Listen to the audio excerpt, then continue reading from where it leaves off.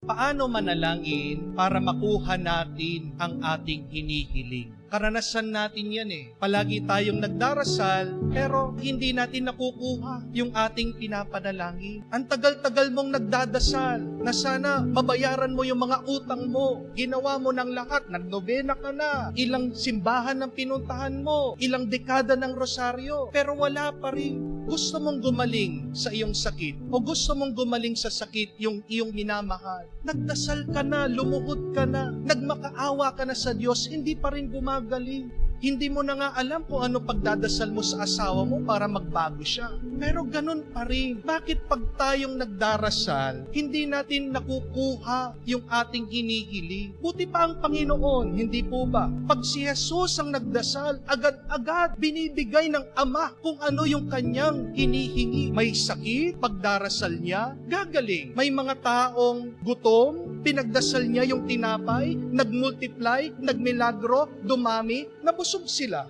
Merong patay, pinagdasal niya, muling nabuhay. Paano kaya natin magagawa yon na pag tayo din ay magdasal, makukuha natin yung ating hinihili? Kaya naman po sa ating ebanghelyo, isa sa kanyang mga disipulo, tinanong ang ating Panginoon, Panginoon, turuan mo naman kaming magdasal para pag kami din nagdadasal, epektibo kamukha mo. At si Jesus nagsimula sa kanyang pagtuturo, paano ba tunay at epektibong magdasal? At tatlong bagay po ang matututunan natin dito sa kanyang sinabi. The first one, when you pray, pray with love. Pray with tenderness. Pray with this deep relationship with God. Because the deeper your relationship with God, the more that you will receive His grace. Hindi ka makakatanggap ng maraming grasya na malayo ka sa Panginoon. Ito po yung tanong ko sa inyo. Halimbawa, meron nagpapalimos.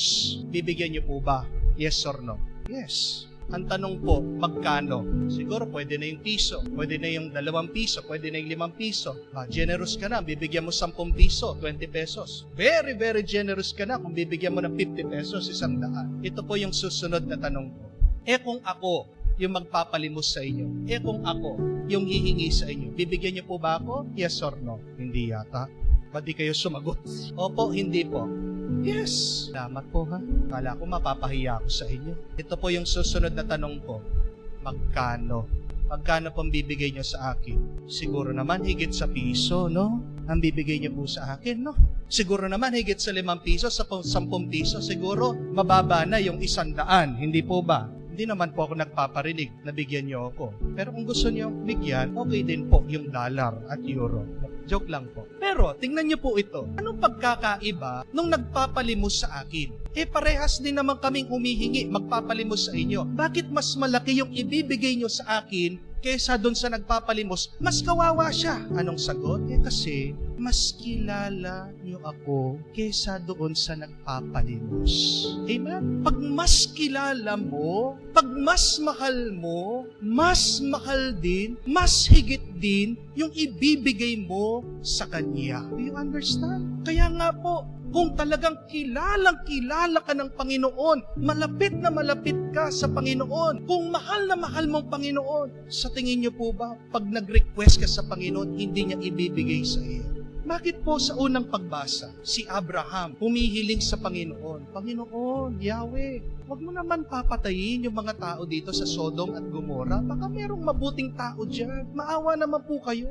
Aba, nakinig po ang Diyos sa kanya. Bakit? Because He knows Abraham. Abraham is His friend. Ganyan din po ang sinasabi ni Jesus sa kanyang talimhaga. Tatayo yung kaibigan, ibibigay yung hinihiling ng kanyang kaibigan, humihiram ng 3 tinapay. Bakit? Dahil sa kanilang pagkakaibigan. If you want your prayers to be answered, please cultivate this loving relationship with God. Cultivate a deep friendship with God. Ang sakit naman kasi na naaalala ka lang pag meron silang kailangan. Di po ba? Ang Diyos hindi po ATM machine. Sana matandaan po natin yan. Baka itanong ng Diyos sa atin, sino ka ba? Ngayon lang kita nakita. Ilang beses ka ba nagsisimba? Bawat buwan? Araw-araw ka bang nagdarasal? Pag meron ka lang kailangan, doon mo lang ako naaalala. Doon ka lang lalapit. Sa tingin niyo po ba, ibibigay niya yung ating hinihiling? Magbibigay siya, pero barya lang. Pero kung talagang kakilala ka niya, kahit hindi ka pa magsalita, sobra-sobra ang matatanggap mo sa kanya. Amen?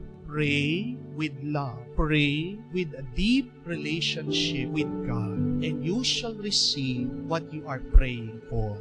Pangalawa, pray with persistence. Kung talagang gusto mong isang bagay, di ba hindi ka titigil hanggang hindi mo makuha yung bagay na yan? Amen? Pero pag tumigil ka, pag sumuko ka, anong ibig sabihin? Hindi mo talaga gusto. Naiintindihan niyo po? Kung talagang gusto mo, gagawin mo ang lahat, hahanap ka ng paraan, magsasakripisyo ka, kahit na mahirapan ka. Bakit? Kasi gusto mo eh. Ito po yung tandaan niyo. Hindi lahat ng nakasarang pintuan nakakandado. Not all closed doors are locked. Anong ibig sabihin? Kung talagang gusto mong pumasok, kung talagang gusto mong buksan yan, yung iyong inaasam, yung iyong hinihingi sa Diyos, what do you have to do? You only need to push. Mukha lang sarado, pero hindi naman kandado. Ang tanong, tinulak mo na ba? Ang tanong, nag-effort ka na ba? Nakita mo lang nakasara, nagrereklamo ka na, ay, sarado, wala na. Bakit hindi mo sinubukang itulak? And what does push means? It simply means pray until something happens. Ulitin ko po yung pray until something happens. Yan yung sinasabi ng ating Panginoon, ipagkakaloob ng kaibigan niya, yung kanyang hinihingi dahil sa kanyang pagpipilit because of his persistence. Ask yourself that. Have you been persistent in praying? Nagpilit ka na ba? Nagsumikap ka na ba? Nagtiyaga ka na ba? Kung ginawa mo yan, huwag kang mag-alala. Makukuha mo yung iyong hinihiling. Pray with persistence. Push it to the Lord. Third and last, pray only for good things. Pray for things that you need. Kung magdadasal ka para sa mga bagay na makakabuti sa iyo, kung magdadasal ka para sa mga bagay na kailangan mo, ipagkakaloob ng Diyos sa iyo yan. Huwag kang mag-alala. Pero nga po isang bata nilapitan yung kanyang nanay. May hinihiling. Sabi niya, Mami, bili mo naman ako ng bra. Bra! Sabi po ng nanay niya, ayoko. Ano mo yung bra? Bakit po ayaw ibili ng bra yung bata? Tanong niyo po bakit? Lalaki po Kailangan ba niya yung bra?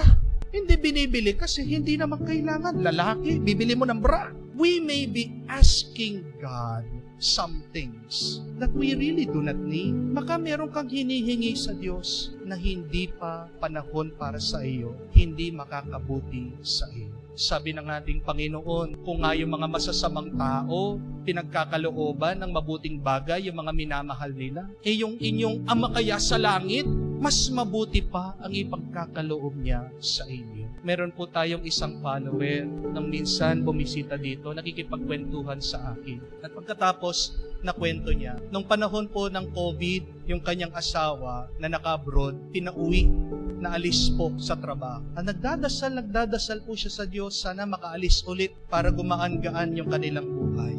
Pero ang tagal-tagal, hindi makaalis itong lalaki. Sumasakit na yung loob nitong misis sa Diyos. Tinatanong, Lord, ba't ganyan ka naman? Bakit pinapabayaan mo maghirap kami? Bakit hindi pa makaalis itong aking mister? Alam niyo po nangyari, isang araw, nagkasakit daw po siya at siya'y na-confine. At doon niya na-realize, kung wala yung kanyang asawa, walang magbabantay sa mga bata. Wala siyang magiging katuwang sa pagbabantay din sa kanya habang may sakit siya.